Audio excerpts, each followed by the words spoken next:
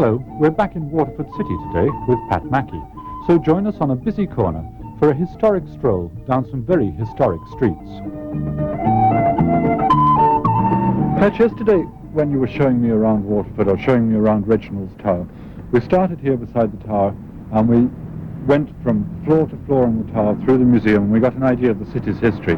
But it was mostly its Norman history and its history since the Norman invasion. And Waterford is in fact a Viking city. It's older than the Normans, isn't it? It is. Waterford is reputed to have been founded about the mid-850s, about 853 or thereabouts. The first recorded sighting of the Viking ships was off Lambay Island, I think in about 714. By about the end of the 8th century, they had moved down to the Waterford harbour area.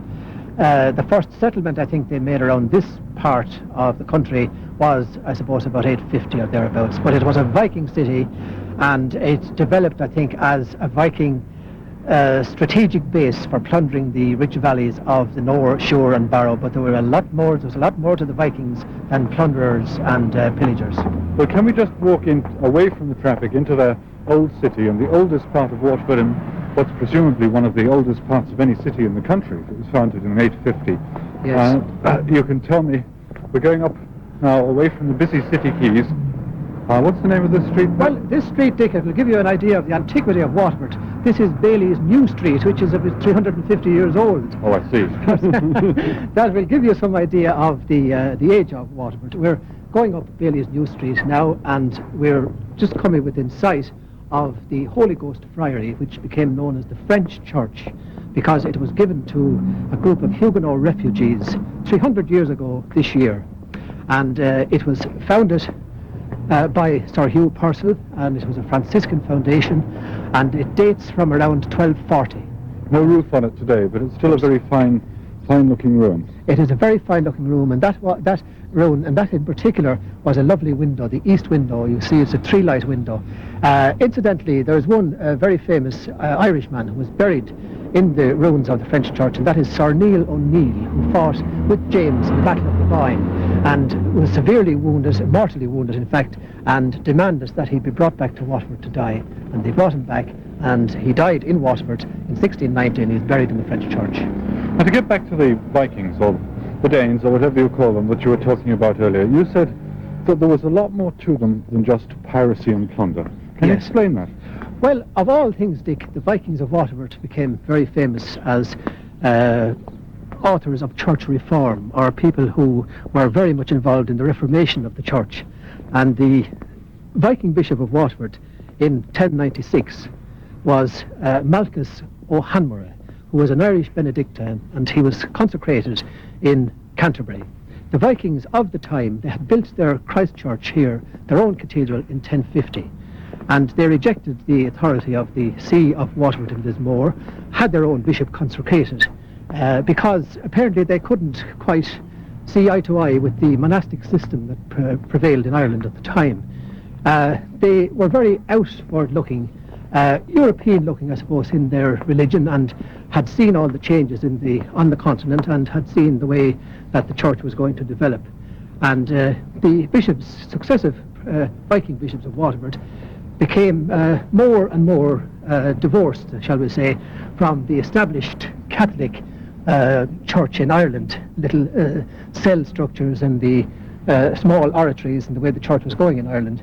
And at the time of the Norman invasion, the Viking Bishop of Waterford, Tostius, was instrumental in arranging the Synod of Cashel, at which Henry II received the Irish nobles and the Great Church Synod, which resulted in the formation ultimately of the diocesan system that we know today. So that, I suppose, if you like, they were many, many centuries before their time in their thinking.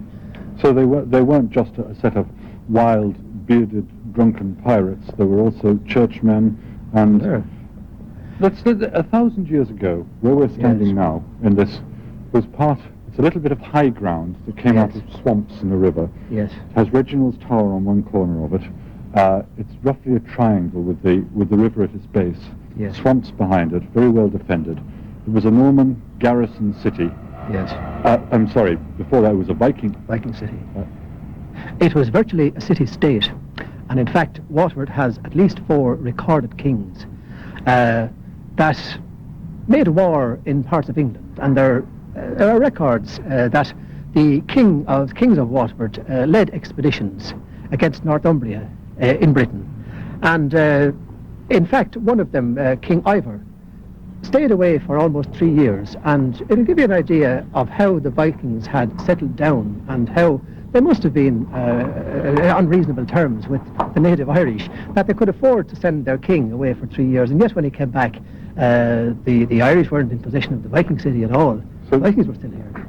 So this king was a Viking? He was. And he was king of Waterford? He was king of Waterford. And another king was King Waterford. He was king of Waterford. There was a King Olaf. And of course, this wasn't common to what. This was also, it also happened in Dublin, that you had the Viking king of Dublin. But you see, the city-states were independent and of course, as well as that, the Vikings that settled in Waterford were probably Norwegians. They would have had to contend with their maybe fellow countrymen, if you like, with the Danes who were ensconced in part of Ireland, as well as the native Irish. In fact, some of the Vikings of Waterford helped Brian Boru in his battle against the Vikings of Dublin. It's a very confused It's not as straightforward time. as you think. No, it's not.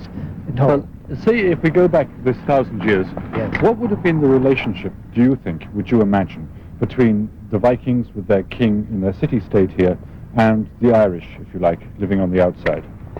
I think it would have been a relationship of live and let live. I think that the Vikings maybe could undertake to protect some of the territory of the Irish chiefs. In return, the Irish chiefs would give them maybe a certain amount of protection, provide some troops when needed. Because after all, if we go a few hundred years further on, Dermot MacMurrough was certainly fighting with mercenaries in England long before the Normans came from England to Ireland. It was quite common at the time, and alliances weren't very clear-cut, and they tended to blur and they tended to merge, and you know, things like cattle raids and territorial raids. You kind of hired yourself out to the highest bidder, more or less. You weren't really very affiliated. So this idea that a lot of us have is of a happy Celtic Ireland where everybody was really very united in what they were doing, being attacked by all these Viking pirates, is a bit oversimplistic. Oh, I think nonsensical, in fact, because I don't think for 1 minute that the Irish of the time were any whit better than the Vikings. In fact, we need only go no further than today to find out that people nowadays maybe are very much worse in the fact of being bloodthirsty and unfeeling and so on. I don't think we've advanced very much. But tell me a bit about where we're walking now, Pat. Now, we're walking now in an area of the old city known as Lady Lane, and just immediately in front of us is the Bishop's Palace, which is now the part of the corporation engineering staff That's offices. it here, is it? That's it. And this was part of the old Viking wall, which ran from Reginald's Tower, where we had been yesterday, up here and continued on up High Street to another tower that was known as St. Martin's Castle. And from there it returned at right angles. More or less the point of the triangle up there. That's right. Yeah. And then it returned down to the river, where there was a street just up here that we'll go down in a moment called Olaf Street, and it leads on to Kaiser Street. And the word Kaiser occurs in Wexford and in Arklow and possibly in Dublin as well. And I think it refers to the street of the ship wharves. In other words, it was the way down to where the ships were berthed. So today, is there anything that can be traced of the Viking city, either in the street plan or in actual artifacts apart from Reginald's Tower? Well, not alone is there something that can be traced, Dick, but quite recently, in fact 2 years ago now, a major discovery was found in Waterford when the workmen were excavating for the site of a new school, and they dug down, and they did. Now, it wasn't entirely unexpected, because there were records to say that, but they found the remains of a Viking gateway, considerable remnants indeed. When I say considerable remnants, I'm talking about stone towers of maybe 3-4 feet high, and this was one of the gates, the Viking gates of the old city wall. And Waterford is reckoned, we reckon that Waterford has more of its ancient Viking walls left and Norman walls left than any other city in Ireland except Derry. And what about the street plans itself? In some ways the street plans remind me a bit of Wexford, where you have these little streets coming back off the quays. It seems to look very much towards the river, much more so in fact than Dublin does. Would this be anything to do with its Viking past? It has indeed. You see, Wexford is, as you say, very similar in layout. It was very similar historically, because Dublin developed as a trading centre, and Waterford and Wexford virtually controlled the whole southeast of Ireland, the seaboard of Ireland. And even you have some names off the coast, like the Salty Islands. That is a Viking name, Saltai. And there's a river in South Wexford known as the Scar, S-K-A-A-R. Even the name Wexford, Westfjord, refers to a goddess, Ves, who was reputed to have been one of the daughters of Odin. And Odin, in fact, was the Viking deity on which Waterford was named after. It had nothing to do with the water. Waterford is Vjadrafjord, or the fjord of the father being the father god, Odin, the one-eyed, who was the man with the raven, the symbol of the raven, and one of the more powerful Viking gods. So that Waterford must have been something, because it was placed under his protection, and they didn't do things lightly. There was some reason for it. We seem to be in a very old part of the city here. Yes, this is St. Olaf's Church. We're coming into Olaf Street. Olaf's. Well, that's a very Viking sounding name. A very Viking sounding name. And St. Olaf? St. Olaf was known as Olaf the Holy, and he was the first Viking saint. The Vikings were, if anything, they were enthusiastic, and while they were pagan, they were enthusiastically pagan, and they did things like they had rather bloodthirsty things like the blood eagle, where they would spread eagle a man and fold back his ribs and do horrible things too horrible to mention. And they did this. They had a marvellous love for life and a marvellous vitality. And I suppose you can visualise why this was so, because living in a cold northern climate with virtual semi-darkness for 6 months of the year, when they suddenly came down to a country like Ireland, or Britain, in fact, and they found that here was a balmy atmosphere, and you had maybe soft, mild women, not a bit like the hard northern women. They were inclined to let themselves loose a little bit, and they were inclined to be enthusiastic. But also, when they became Christian, they became just as enthusiastically Christian. And their saints were probably like, I suppose, some of the early saints. Maybe St. Peter could be reckoned when he took the sword and tried to cut off the ear of the high priest. St. Olaf the Holy would have done the same thing. He Christianized by the sword. But this church... A sort of muscular Christianity. Muscular Christianity. This church was dedicated to St. Olaf. And you had a St. Olaf's Church in London. I don't think there were many St. Olaf's churches. There is a St. Olaf's parish in Wexford. There is it's known as St. Dulog, and the parish of St. Olaf in London is known as St. Tulloch's parish. But at any event, this was St. Olaf's Church, and a lot of the pulpit was carved of black oak, and it was very beautiful in this church. There were screens of black oak with Viking motifs. These were taken in about 1839 by Bishop Mills of Waterford, and they were re-erected in the Church of St. Carthage, the Cathedral of St. Carthage at Lismore. So maybe the church eventually got back at the Vikings originally leaving the authority of the See of Waterford and Lismore by having some of the pulpit ripped out from the Viking Church of St. Olaf and put into his own church in Lismore. It's an ironic thing when you think of it. Now, down here is Cater Street, and this leads straight down to the river and straight down to the harbour and the wharfs where the ships berthed.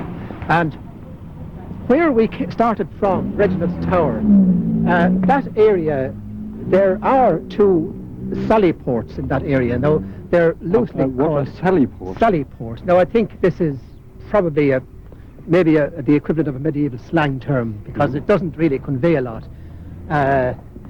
What they are, in fact, they're two gateways within the thickness of the wall. I was telling you earlier about Lombard's Marsh, which was a very dangerous area of swampland. And where we walked around and into Reginald's Tower was a sheet of water, shallow, but of course the Viking longships only had a draft of 18 inches, believe it or not, very, very shallow.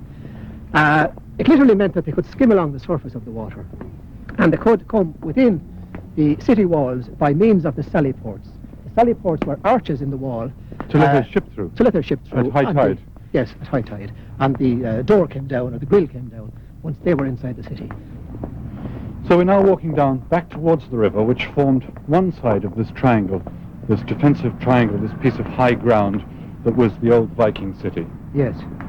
And the other side was formed, of course, by the Lombard Marsh area, which flooded at high tide. On our left, as we go down to the quays, was the site of the Tower of Torgesius.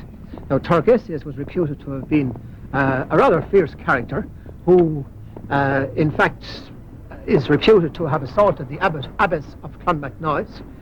And he would be, I would imagine she would be a pretty formidable woman. And put heathen idols on the high altar there. But in any event, he was much feared, and he was the chief of all the Vikings in Ireland, and all the Vikings were subject to him. Now, it's interesting to speculate on just why Torgesius had a tower in Waterford, why a tower was named after him, because in Waterford, almost all the records just contain two names, Sitrick and Reginald. But at any event, the Tower of Torgesius is just here where the Allied Irish Banks building now stands, and that marks the riverside boundary of the city, and it ran from there back down to Reginald's Tower, half a mile. Where we started from. Where we started. So a half a mile of quay, and Yes. back in, what is it, roughly half a mile back up the hill there? Yes, by another half mile, say. So, and that's your triangle. And that's your triangle.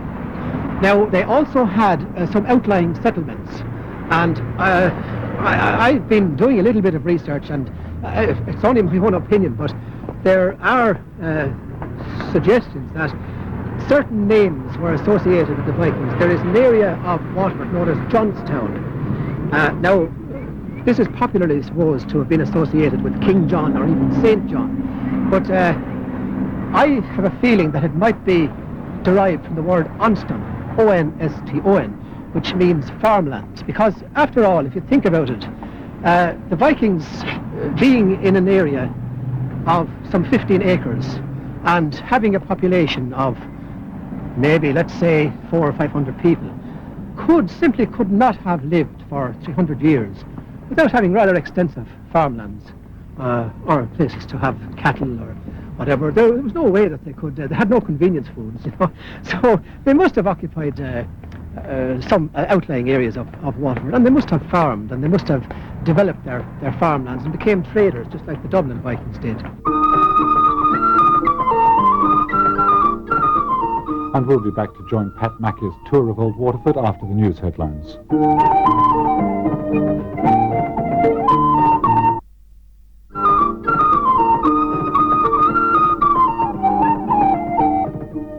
And back on the diary, we're still learning more about the history of Waterford on a walk around its streets with Pat Mackay. During the Norman invasion, their Vikings of Waterford were banished to a little settlement called Valley Truckle, is the present name of it, and it's an area of Waterford city. This was called after Thorkel, the famous Thor, the hammer god, the thunderer, and in this area sacrifices were burned in what was known as Thor's kettle or Thor's cauldron, and prayers were offered to the god Thor for the success of the crops. At least this is what happened in their homeland in Norway and Sweden. There's no reason to suppose that they left those traditions or customs behind. And if they burned sacrifices to ensure the continuity of the crops, and in the first place they must have been growing crops. Indeed. To do that. It all sounds very logical. Yes. So they weren't just pirates, and they weren't just churchmen, they were also farmers. They were also farmers, and I think they fought during the Norman invasion, and at the time of the Normans, the Vikings fought every bit as fiercely as the Irish for what had become their homeland. And in fact, at that stage, they were no longer Vikings, they were Irishmen. So they came Irish here women. at about, say, roughly the year 850. Yes. They came as raiders from the sea, Yes. foreigners, pirates. Yes. They rapidly settled down, they developed farmlands, Yes. they became Christianized in this Indeed. period, and they became pillars of the church, traders, and then what happened? The Normans came. Yes, the Normans came in 1170, and Reginald the Dane, or Ragnvald, or whatever you want to call him, is reputed to have stretched a chain across the harbour estuary, Waterford harbour estuary, roughly from Passage East to Ballyhack or thereabouts. It's a long chain. It's a long chain. Now, in common with everybody else, I kind of laughed at this story, and you know, you hear about those things, but of course tradition dies hard, and there's always some basis to it. I was recently, last week in fact, looking at a programme on medieval warfare, on, I think it was BBC or something, God forbid, but anyway, part of the programme was a study on the use of chains in medieval warfare, and it was quite a common thing that ships were held up because of chains, and they weren't chains as we would think of chains with links and so on, and they were floating booms, if you like, that held up the ships coming up, and of course this may very well have happened. At any event, Reginald didn't succeed in delaying the Norman advance, and Strongbow and his forces arrived before Waterford. But there's something that's always struck me about this, that the Normans who were coming to attack Viking Waterford, they were originally Vikings themselves, these Normans, weren't they? They were indeed. In fact, had they known it, they were fighting probably their own first cousins. And they I suppose they were, true to call them more advanced Vikings, if you like, because they had perfected the art of warfare with horses. And this is something that the Vikings never did, or the Irish never did. The Normans fought rather like the Roman soldiers, as you know, and they had discipline was their strong point, and strategy. And cavalry was their secret weapon? Cavalry was their secret weapon. And in fact, the reason they took Waterford was they had besieged Waterford for 3 days. The battle went on, and it was very fierce. And according to Geraldus Cambrensis, the Norman chronicler, the battle was touch and go until some of the Normans had discovered a weak point in the wall where there was a sentry tower. This was very near Reginald's tower. A sentry tower was overhanging, probably a little wooden platform that was built on the wall. And they attacked the wall, managed to get some kind of rope or fastening around it, and pulled, probably with horses or something. But at any event, the wall came away, a large portion of the wall came away. They attacked from the other side at the same time and rushed into the breach and took Waterford. Now, the Viking governor of Waterford, his life was spared, interestingly enough. The Vikings were banished out to Ballytruckle, but they didn't suddenly leave the scene, because the corporation minute books from after the Cromwellian invasion, about 1660, 1665, the last entry to the Danes in Waterford found that a plot of land was given to Philip Anderson, who was undoubtedly a Viking, and it is mentioned in the entry that the last Dane of Waterford, that he was given a plot of land by the corporation at the time. Now that's 1650, that is 500 years after the Vikings were supposedly disintegrated and assimilated. And I suppose their blood and their genes are still in Waterford. Their blood and their genes are still here. Because they must have intermarried with the native Irish and with the Normans, yes, probably, in fact. Absolutely. And of course, I suppose, again, it's part of the tragedy of Ireland that we never had any successful conqueror. We were always half conquered, and we were rather, you know, as you say, intermarried and intermingled. But we brought some of the best of the other races, but I'm afraid we also brought some of the worst. But it's interesting to speculate what would have happened. But of course, it's also, I suppose, futile. So eventually the Viking city, which we've been walking through for the last half an hour or so, was overtaken by the Normans. And yesterday you told me a lot about the Normans when we were going around Reginald's Tower. And the city changed its shape and changed its allegiances, changed its racial character. And of course it was spreading all the time. And it spread, in fact, in the direction we're walking in now. It spread to the west, isn't that right? It did. It spread to the west, and it became a great commercial city. And in fact, the Normans brought great benefits, because we were discussing King John and the benefits he brought, and the tax haven, and it became virtually an EEC state or city, if you like, long before the EEC was thought of. And rich merchants from Belgium and from Holland settled in Waterford, and they gave the quays a rather continental flavour, because they built their houses. And if you look at the quayside houses in Waterford, they are rather like some of the houses in parts of Belgium and notably around Amsterdam. And there is a certain flavour about the houses, but it became a very rich commercial city with many, many advantages. And it was, in fact, an early tax haven, like Jersey or the Isle of Man or somewhere like that, where people took their money because they didn't have to pay as much tax on it. That's right. In the Middle Ages, though. In the Middle Ages, if you were a free man of Waterford, you virtually paid no taxes.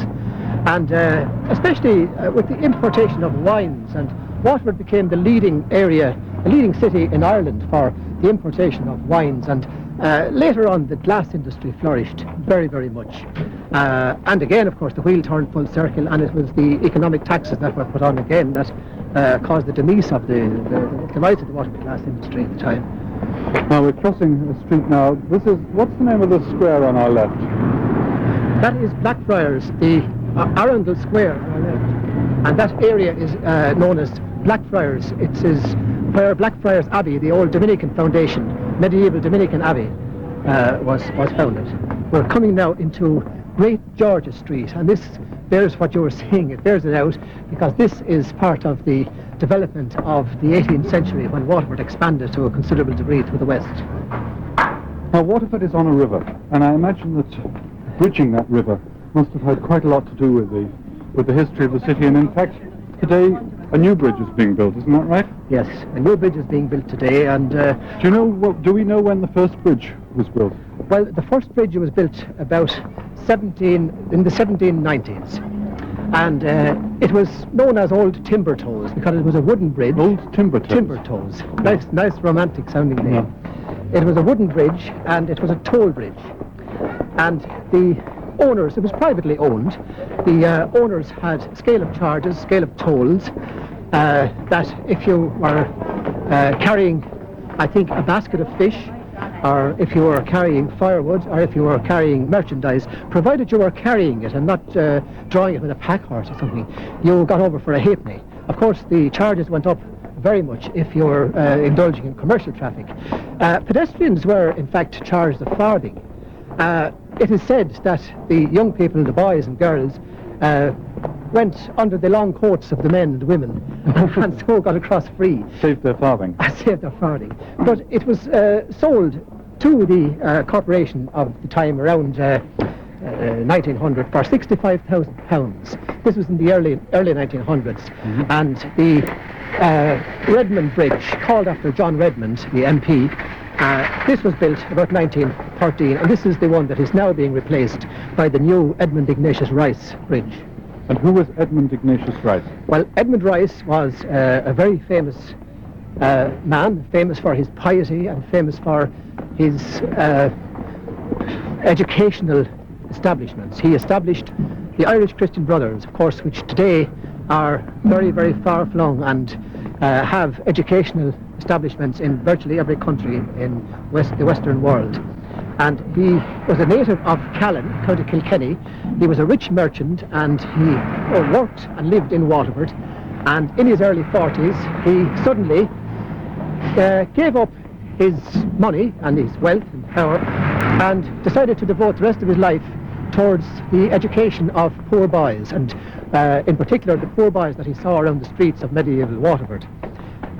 He is said to have been greatly influenced by a small newsboy that he saw one night that was going around the streets of Waterford trying to make a few pennies without shoes or without adequate clothing, and he started in a very small way, feeding the boys, clothing them, and it gradually developed until he founded what is known as Mount Sion, and it spread to incorporate the Irish Christian Brothers. He is now Blessed Ignatius Rice, and his cause for canonization is going ahead. And the new bridge will be called after Ignatius Rice.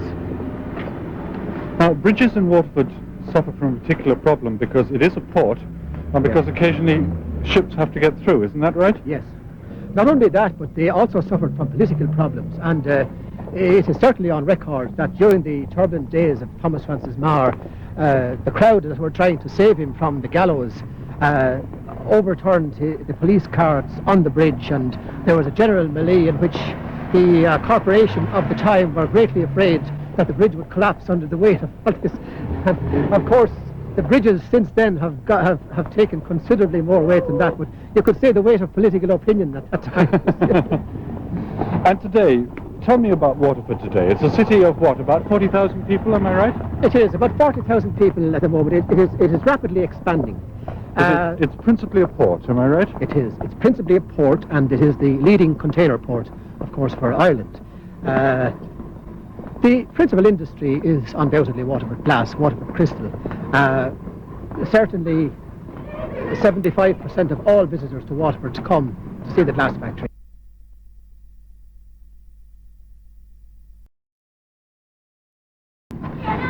It is, I think, at the moment, a city undergoing a very exciting period. A period of change, of environmental change and environmental improvements. And I think that Waterford did suffer from neglect for several decades, but that is now to its advantage, because a lot of what you see, what we've seen in the past 2 days in Waterford, has been here virtually untouched. It's rather like Ireland not having the Romans, in the sense that our Celtic monuments were undisturbed. Waterford, not having developed the way other cities developed, has a lot of the medieval monuments and walls and towers still virtually intact, and it has a very great importance that today we sit down rationally and think and plan for the future, taking those into consideration. Well, we go back down onto the quays, Pat, where we can have a look at this new bridge you were talking about and the construction on it, and see something of the massive container port, which I suppose has to do with the geographical location of the city, that it's on the southeast corner and that it's very handy for traffic to the continent and so on. It is. It is very, very accessible to traffic in the continent, and it is very strategically placed for sailings, container sailings to the continent. And also, of course, Waterford is developing as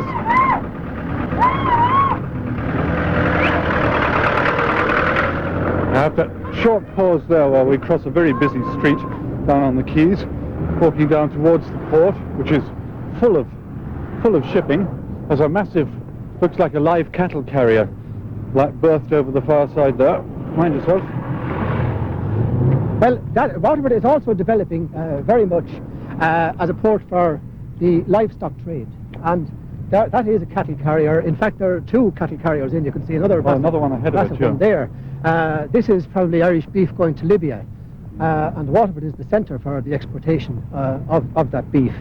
Downriver, you see the Bell container port, and this is the most modern in Europe. And in fact, that huge gantry crane that you can see down there, that will have an addition of another gantry crane next year, and the port will develop considerably for another couple of miles downriver.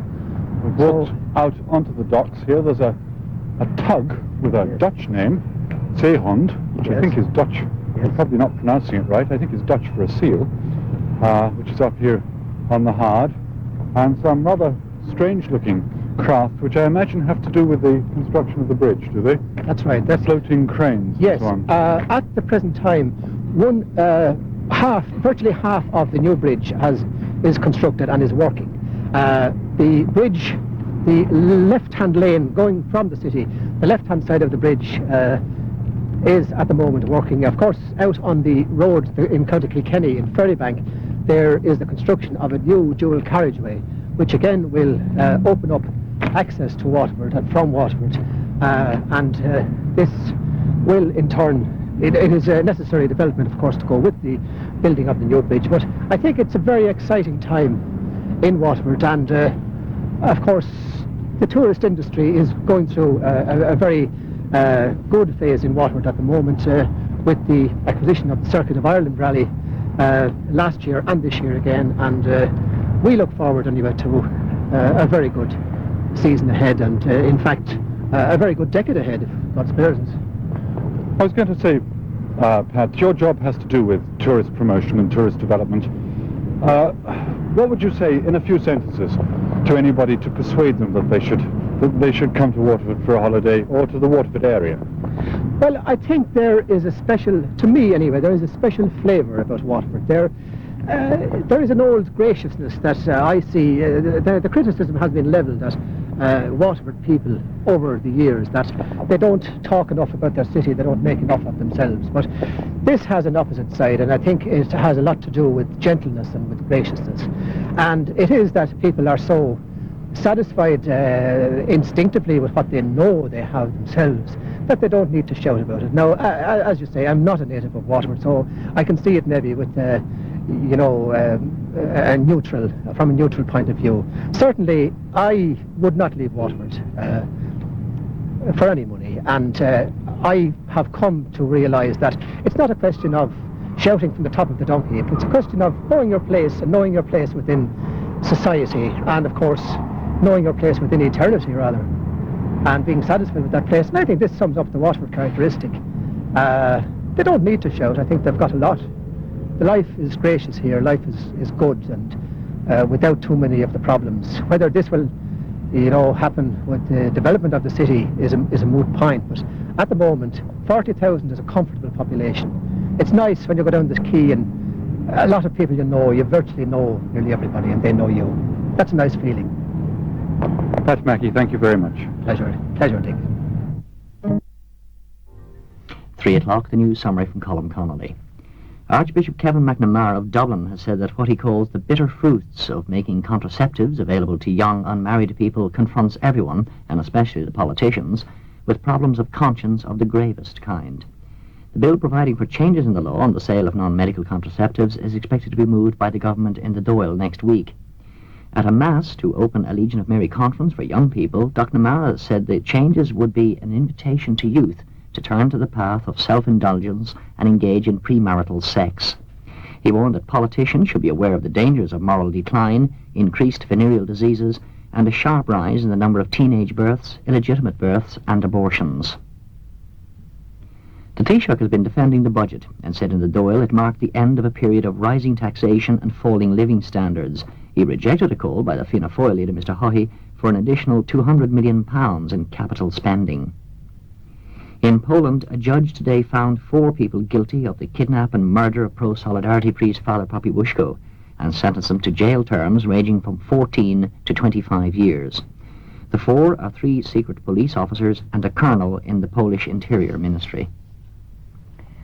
At the Kerry Babies Tribunal, a doctor who's treating Miss Bridie Fuller said she was capable of giving evidence yesterday. Dr. Robert McEnany, a consultant at Tralee General Hospital, said Miss Fuller's mental capacity was quite good, and he believed she was a fully competent witness. BNI and Sealink are to cut 7 round-trip sailings a week from their combined Irish Sea passenger schedules this year in an effort to reduce overcapacity and losses. And the weather, cold and windy in the north and northeast, with rain heavy at times, milder elsewhere with some bright spells and scattered rain and drizzle. And there's a warning that south to southeast gales will continue. And that's all for now from the newsroom.